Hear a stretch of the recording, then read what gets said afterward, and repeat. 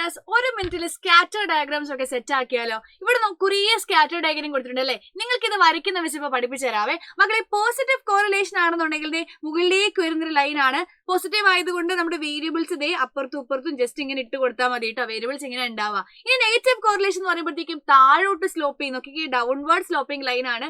Variables positive പോലെ തന്നെ നമ്മൾ എന്ത് ചെയ്യുക, അപ്പുറത്തും ഇപ്പുറത്തും ജസ്റ്റ് ഇങ്ങനെ ഇട്ട് കൊടുത്താൽ മതി. ഇനി നോ കോറിലേഷൻ വളരെ സിമ്പിൾ ആണ്.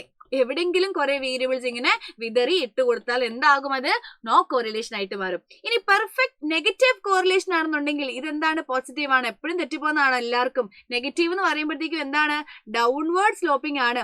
പെർഫെക്റ്റ് ആയതുകൊണ്ട് ഓൺ ദി ലൈൻസിലായിരിക്കും എന്തുണ്ടാവുക, വേരിയബിൾസ് ഉണ്ടാവുക. അടുത്തെന്ന് പറയുന്നത് പെർഫെക്റ്റ് പോസിറ്റീവ് കോറിലേഷൻ ആണ്. പോസിറ്റീവ് എന്ന് മുകളിലേക്കല്ലേ, പെർഫെക്റ്റ് എന്ന് കേൾക്കുമ്പോൾ ഓൺ ദി ലൈൻസിലാണ് എന്തുണ്ടാവുക, വേരിയബിൾസ് ഉണ്ടാവുക. സോ ഇങ്ങനെയാണ് സ്കാറ്റർ ഡയഗ്രാംസ് വരയ്ക്കുന്നത്. ഇത് 5 മാർക്കിന് അഥവാ 4 മാർക്കിന് ഉറപ്പായിട്ടുള്ള ഒരു ചോദ്യമാണ് നാളത്തെ നിങ്ങളുടെ എക്സാമിന്. All the best for your exam.